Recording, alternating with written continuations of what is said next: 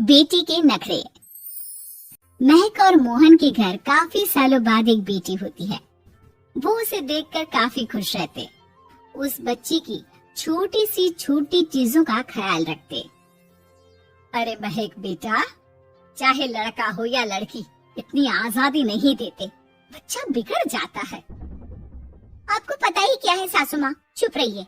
हम दोनों कमाते ही क्यों हैं? इन बच्चों के लिए ना। देखिए तो कैसे प्यारे प्यारे पैरों से चल रही है, कितनी प्यारी लग रही है। अब मैं क्या इसके पैर काट कर बेड पर बिठा दूं इसे? अरे मैंने ऐसा तो नहीं कहा। मेरे कहने का मतलब ये था कि बस करो ना माँ, क्या सारा दिन टोका जाके करती रहती हो। अरे करने दो ना जो कर रही है। दोनों मियाँ बीवी अपने अपने काम में लग जाते हैं और सास मंदिर चली जाती है। लेकिन बेटी सौम्या घर में तेल का डिब्बा लेकर फैला देती है। कल को तो मैं पराठे की तरह सेक दूंगी। मैंने सारा तेल फैला दिया, अब मैं इसे सेक दूंगी। महक कमरे में आती है जहाँ सारे तरफ तेल ही तेल फैला हुआ होता है। अरे मोहन देखो तो, अपनी छोटी सी बच्ची की हरकत, पूरे घर में तेल फैला दिया। मोहन भी आकर हंसने लगता है। छोटी सी सौम्या को लगता ही नहीं कि उसने कोई गलत काम किया है। वो भी खुश हो जाती है। अब तो आए दिन वो कोई ना कोई नया नुकसान करती।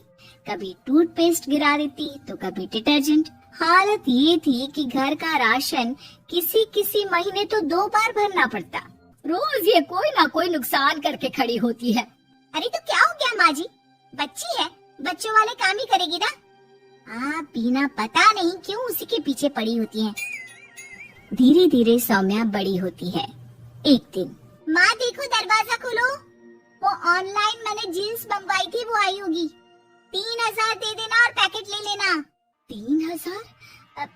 ऐसे कैसे जीन्स है बेटा, ये तो बहुत बड़ा अमाउंट है। माँ फालतू बात थोड़ा कम ही किया करो और जल्दी जाओ, वरना समझ लो खाना नहीं खाऊंगी मैं आज सारा दिन।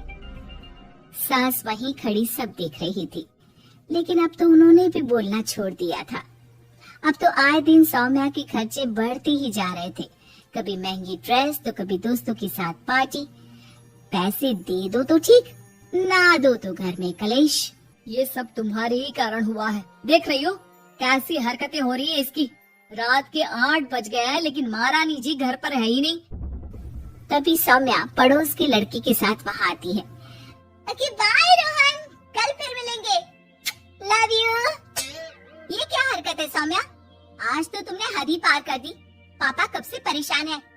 और ये लड़का कौन है? तभी पास खड़ी सास बोलती है, देखो महक, आज तक मैंने कहा नहीं था लेकिन मैं आज कहूँगी, क्योंकि ये मेरे घर का मामला है।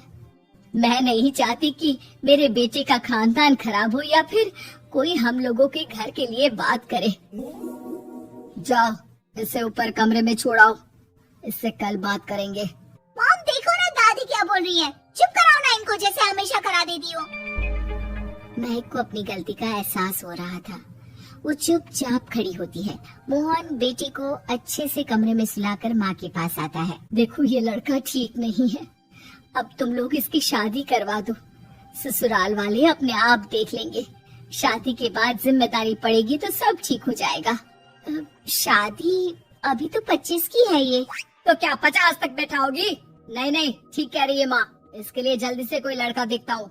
अगले रोज सौम्या खाने के टेबल पर, मैं आप लोगों को बता देती हूँ, मैं रोहन से प्यार करती हूँ और उसी से शादी करूंगी। रोहन? वही ना सक्सेना का लड़का, वो सक्सेना जो पिछले महीने ही जेल से छूट कर आया है। वो जेल नहीं, काम के सिलसिले में अमेरिका गए थे। अच्छा, सक्सेना अमेरिका गया था तो क्या पैसा वैसा कमा कर नहीं आया? ये देख रही है ब्लाउज, उसकी बीवी ने सिला था मेरा। पैसे की कमी का रोना रो रही थी, पति को कोस रही थी कि जुआ खेलते पुलिस ने पकड़ा और लगी लगाई नौकरी भी छूट गई। दादी कुछ भी मत बोलो। मॉम, दादी को चुप कराओ ना। दादी जो बोल रही है ठीक बोल रही है। तेरे पापा ने तुझे देखने के लिए लड़के वालों को कल बुलाया है, समझी? अगले रोज लड़के वाले सौम्या को देखने आते हैं और उसकी शादी मयंक से हो जाती है। शादी के बाद सौम्या मायके आती है। वाह माँ, कितनी अच्छी शादी कराई है आप लोगों ने मेरी। लेकिन मुझे कुछ दिन और यहाँ रहना है। अरे बेटी, ये तेरा ही तो घर है, जितनी मर्जी रह। और क्या, दामाद जी कैसे हैं? अरे वो मयंक नहीं आया, कल शादी, आज तो अकेले, सब ठीक तो है ना? महक एक बार फिर सास पर चढ़ बैठती है। अब बस करिए ना माँ जी, अब तो ज्यादा ही हो रहा है। माना आपकी कुछ बातें मैंने नहीं मानी, लेकिन अब ये मेरी बेटी मायके आई है तो क्या उसका मतलब यही कि वो लड़कर आई है? हाँ बीना। सौम्या दादी की तरफ देखकर मुस्कुरा देती है, जैसे उन्हें चिढ़ा रही हो।